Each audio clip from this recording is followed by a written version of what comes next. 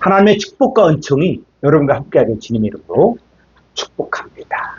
자, 함께 하나님 말씀의 제목은 하나님께 하는 방언이라는 제목으로 함께 원어 성경을 통해서 주신 하나님의 말씀을 함께 나누겠습니다. 오늘 본문의 말씀은 고린도서 14장 2절입니다. 방언을 말하는 자는 사람에게 하지 아니하고 하나님께 하나니 이는 알아듣는 자가 없고 영어로 비밀을 말한다. 아마 한국 교회뿐만 아니라 세계 교회에서 방언에 대한 오해가 가장 많은 것입니다. 여러분, 방언을 어떤 것이라고 생각합니까? 보통 알아듣지 못한 언어로 기도하는 것을 방언이라고 생각하고 또 방언하는 것을 성령 받은 증거로 말하기도 하는데, 오늘은 성경에서 말하는 방언과 방언은 누구에게 하는가에 대해서 함께 말씀을 나누겠습니다. 첫 번째, 성경에서 말하는 방언이 무엇인가? 자, 방언하면 오순절 방언을 생각하는데 오순절 방언에 대해서 우리 구체적으로 성경을 통해서 알아보도록 하겠습니다. 자, 사도행전 2장 1절로 11절을 보겠습니다. 오순절 날이 이미 이름에 그들이 다 같이 한 곳에 모였더니 호련히 하늘로부터 급하고 강한 바람 같은 소리가 있어 그들이 앉은 온 집에 가득하며 마치 불의 혀처럼 갈라지는 것들이 그들에게 보여 각 사람 위에 하나씩 임하여 있더니 그들이 다 성령의 충만함을 받고 성령이 말하게 하심을 따라 다른 언어들로 말하기를 시작하리라. 그때 경건한 유대인들이 천하 각국으로부터 와서 예루살렘에 머물러 있더니 이 소리가 나면 큰 무리가 모여 각각 자기의 방언 제자들이 말하는 것을 듣고 소동하니 다 놀라 신기하게 여겨 이르되 보라, 이 말하는 사람들이 다 갈릴리 사람이 아니냐. 우리 각 사람이 난 곳 방언으로 듣게 되는 것이 어찌 됩니까? 우리는 바데인가 베데인가 엘람인가 또 메소포타미아 유대와 갑바도기아 본도와 아시아 부르기아와 밤빌리아 애국가 및 구레네에 가까운 리비아 여러 지방에 사는 사람들과 로마로부터 온 나그네 곧 유대인과 유대교에 들어온 사람들과 그레데인과 아라비아인들이다. 우리가 다 우리의 각 언어로 하나님의 큰 일을 말함을 듣는도다 하고.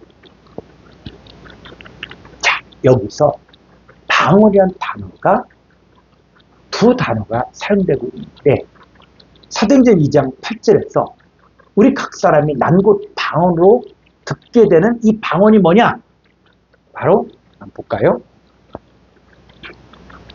이 방언이 1258번의 디알레쿠투스. 그 디알레쿠투스는 뜻이 뭐냐면 언어란 뜻인데 영어로는 랭귀지. 자, 사도행전 2장 6절을 또 보게 되어지면은 큰 무리가 모여 각각 자기의 방언으로 제자들이 말하는 것을 듣고 했을 때 각각 자기의 방언할 때 이 방언이 바로 디알레쿠투스예요. 디알레쿠투스 뭡니까? 언어, 랭귀지. 자, 예수님의 제자 120명이 오순절에 거룩한 성령의 충만함을 받고 성령의 말하심을 따라 오순절에 각국에서 온 16개국의 언어로 하나님의 큰 일을 말했다는 것입니다. 애굽에서 온 유대인에게는 애굽의 언어로 말했고 메소포타미아에서 온 사람들에게는 메소포타미아 언어로 말했다는 거예요. 그러니까는 이 디알레쿠투스를 좀 더 찾아보면 이 디알레쿠투스가 쓰여진 곳을 찾아보면 사울이 히브리 말이 뭡니까? 히브리 디알레쿠투스. 히브리 언어로 전도하고 예수님이 사울에게 나타날 때 히브리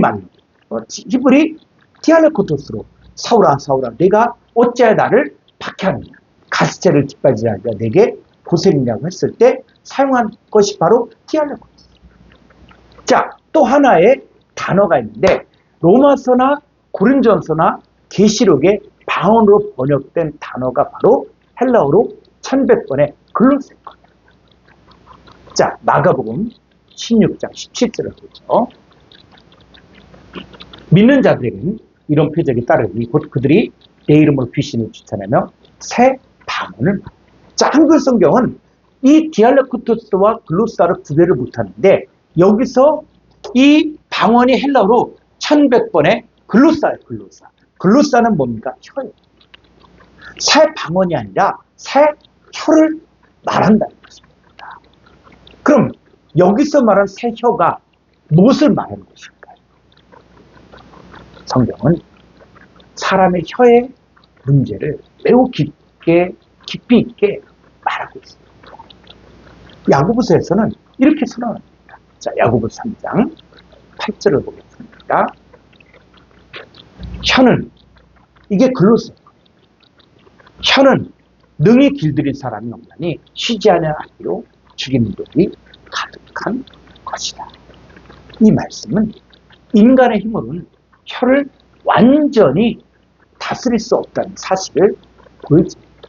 사람 결심도 하고 훈련도 하지만 결국 마음속에 있는 것이 혀를 통해 말로 나오기 때문에 혀의 문제는 단순한 습관의 문제가 아니라 존재의 문제입니다. 그래서 이 사람의 교육이나 의지로는 혀가 근본적으로 바뀌지 않습니다. 자, 그런데 성경이 말하는 한 가지 길을 제시합니다. 바로 사람이 새로운 존재가 되는 것입니다. 고린도 5장 17절을 보겠습니다. 그런즉 누구든지 그리스도 안에 있으면 새로운 피조물이다. 이전 것이 지나갔던 보라 새 것이 되었다. 자, 누구든지 그리스도 안에 있으면 새로운 피조물이요 새 것의 존재. 자, 여기서 말하는 이 새로운 새, 이것은 헬라어로 카이노스라는 단어인데 카이노스는 뭐냐면 단순히 조금 고쳐진 상태가 아니라 완전히 다른 존재로 변화된 새 사람을 의미합니다. 그러니까 성경에서 새 언약, 새 계명, 또 새하늘과 새 땅에 사용된 이 카이노스는 뭐냐면 본질과 성질이 완전히 새롭게 된 상태를 말합니다.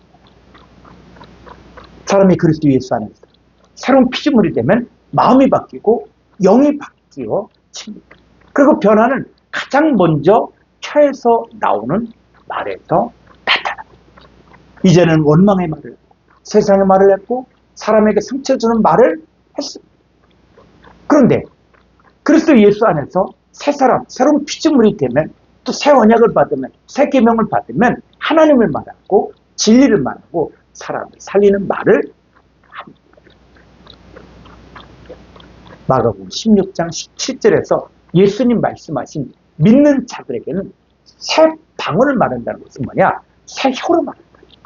이것은 단순히 다른 언어를 말한다는 의미가 아니라 새 사람이 된 사람이 이전과 다른 말, 하나님께 속한 말을 하게 되는 변화를 가리킵니다. 사도행전 2장 4절에서 거룩한 성령의 충만을 받고 성령의 말하게 하심을 따라 하게 된 것이 바로 다른 언어. 이 다른 언어들이 헬라어로 뭡니까? 글로스.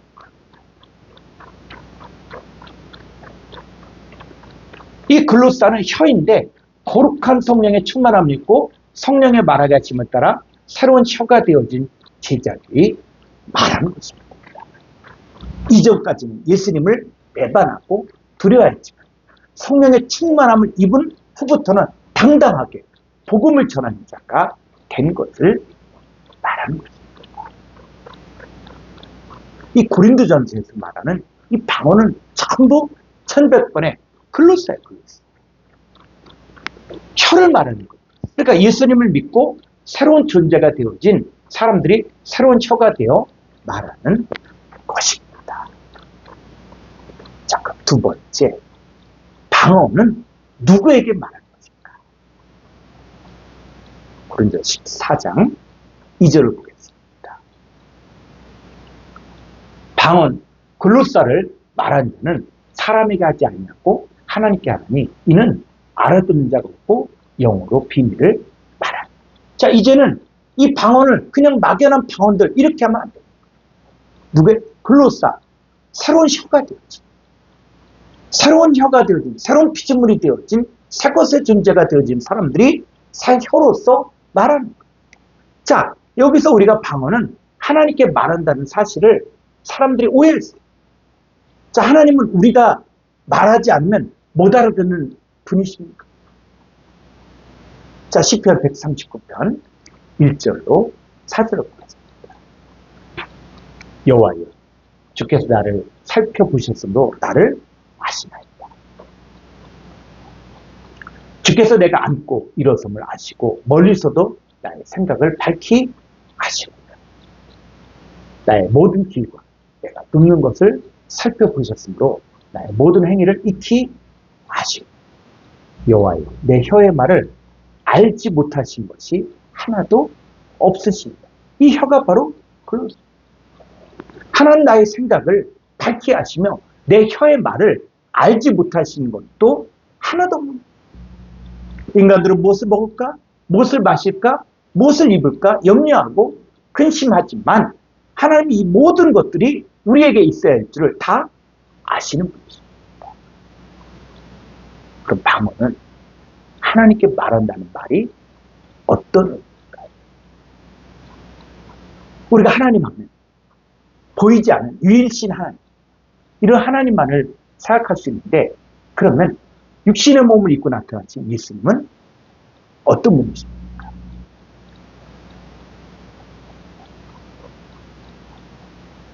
빌립보서 2장 6절로 8절을 보겠습니다. 그는, 예수님은 근본 하나님의 본체시나 하나님과 동등됨을 취할 것으로 여기지 아니하시고 오히려 자기를 비워 종의 형체를 갖다 사람들 같이 되셨고. 자, 예수님은 하나님입니다. 그래서 하나님이신데 사람의 모양으로 나타나서 자기를 낮추시고 죽기까지 복종하시는 곧 십자가에 죽으십니다. 자, 예수님은 갈릴리 나사렛 사람, 어머니는 마리아고 아버지는 요셉이고 동생이세요. 그런데 근본 뭐라고요? 하나님. 그러니까 이 얘기는 뭐냐면, 그런 근본 하나님의 본체시란 말은 예수님은 단순한 사람이 아니라 본질적으로는 하나님이시다라는 거예요. 예수님 본질적으로 하나님이시지만 자기를 낮추어 사람의 모양으로 나타나신 분이십니다. 그러니까 예수님보다 사람이지만 하나님. 자, 여기에서 조금 더 나아가서, 자, 우리는 누구입니까? 요한복음 1장 12절에서 예수님을 영접할 수 있는 자는 혈통으로나 육정으로나 사람의 뜻으로 낳지 않냐, 오직 하나님께로 난 자. 그러니까 하나님께로 난 자가 바로 하나님께로부터 태어난 하나님의 아들이란 말입니다. 그럼 하나님의 아들은 예수님만 하나님의 아들이 아닙니다.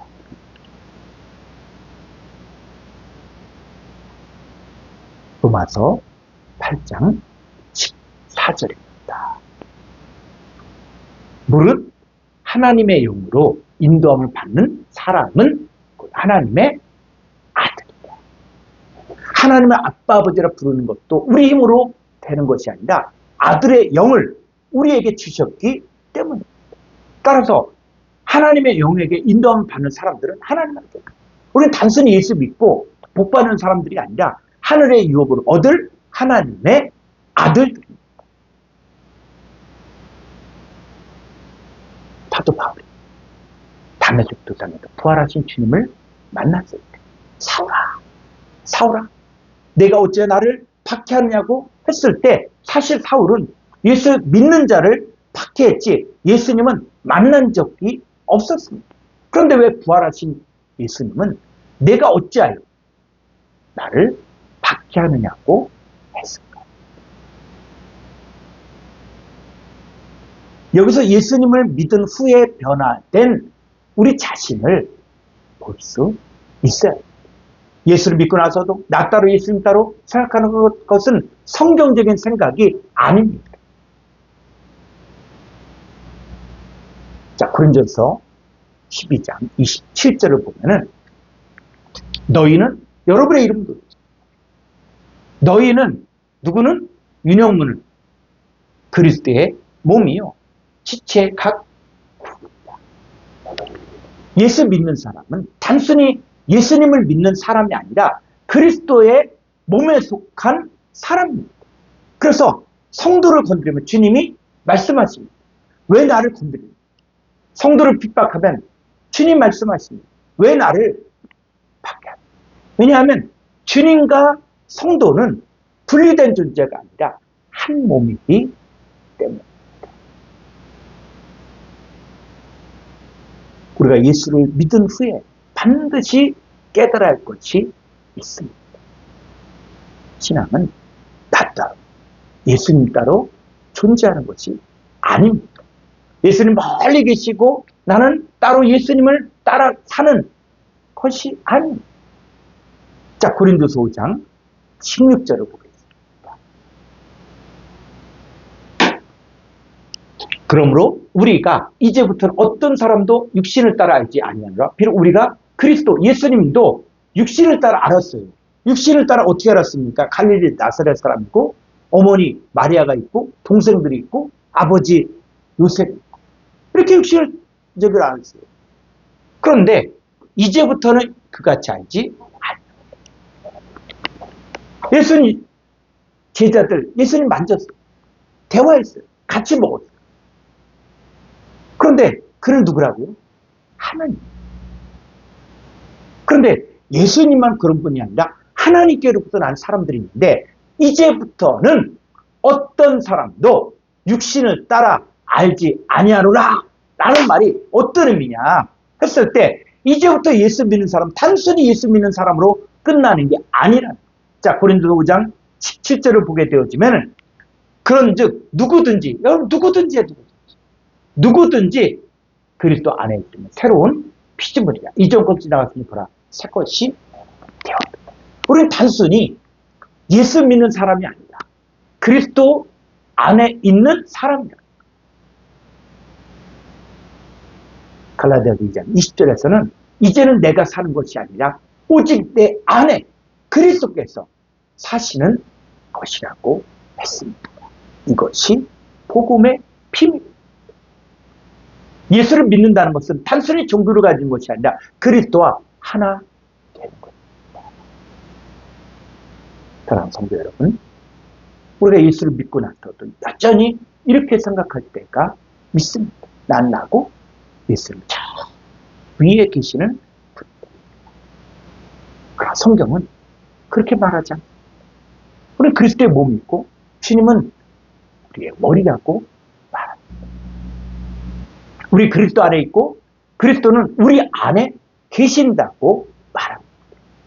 그래서 주님은 사울에게 이렇게 말씀하신 것입니다. 사울아 사울아 내가 어찌하여 나를 박해하느냐. 여러분 성도를 건드리는 것은 곧 주님을 건드리는 것이기 때문입니다. 사랑하는 성도 여러분, 이 진리를 깨닫게 되면 우리의 신앙이 완전히 달라요. 나는 혼자 사는 사람이 아니에요. 나는 주님과 연결된 사람입니다. 그래서 우리는 주님 안에서 생각하고 주님 안에서 말하고 주님 안에서 살아갑니다. 이것이 바로 그리스도와 연합된 삶입니다. 이렇게 되어지는 것이 예수님 말씀하신 것이 우리 안에 성취되는 것입니다. 요한복음 14장 20절입니다. 그날에는 내가 아버지 안에 예수님이 아버지 안에 너희가 여러분 이름을 넣었어요. 너희가 내 안에 예수님 안에 내가 여러분 안에 있는 것들 너희가 알다. 예수님은 요한복음 14장 10절에서 내가 아버지 안에 거하고 아버지는 내 안에 계신 것을 내가 믿지 않아. 내가 너희에게 하는 말은 스스로 하는 것이 아니라 아버지께서 내 안에 계셔 그 일을 하시는 것이라고 하셨고 요한복음 12장 49절에서는 내가 내 자유로 말하는 것이 아니라 예수님 자유로 말하는 것이 아니라 나를 보내신 아버지께서 내가 말할 것과 이룰 것 친히 내 안에 계시면서 명령하여 주셨으니 라고 하신 겁니다. 아버지께서 예수님 안에 함께 계시면서 예수님의 모든 사역을 함께 하시고 함께 가르치신 것입니다. 오늘날의 우리는 어떤 사람입니까? 우리 안에 아버지 하나님과 예수님 함께 계시고 우리는 예수님 안에 아버지 안에 함께 계시는 거죠. 이것을 너희가 아니다. 오늘 우리가 다시 기억해야 할 것은 이것입니다. 예수를 믿는다는 것은 단순히 교회를 다니는 것이 아닙니다. 예수를 믿는다는 것은 주님과 하나가 됩니다. 우리의 삶 속에서, 우리의 생각과 말 속에서, 우리의 마음 속에서 그리스도가 나타난 삶이 되어야 됩니다. 우리가 새롭게 되어진 혀를 갖고 말하고 복음을 증거하는 것은 우리가 만나는 사람들을 그냥 사람으로 보고 말하는 것이 아니라 하나님의 아들들, 하나님의 유업을 얻을 자들로 보고 말하는 것입니다. 우리가 살아가면서 말하고 행동하는 모든 것은 바로 하나님께 하는 것입니다. 교회 안에서 말씀을 듣는 것이 누구에게 말씀을 듣는 것입니다. 성도들끼리 서로 섬기는 것이 누구에게 하는 것입니까? 성경은 지극히 작은 자 하나에게 한 것이 곧 내게 한 것이다. 하셨습니다. 여러분 매일매일 하나님과 만나는 것입니다. 하나님과 동행하는 삶을 사는 것입니다. 여러분의 삶이 하나님과 함께하는 삶을 살게 주의 이름으로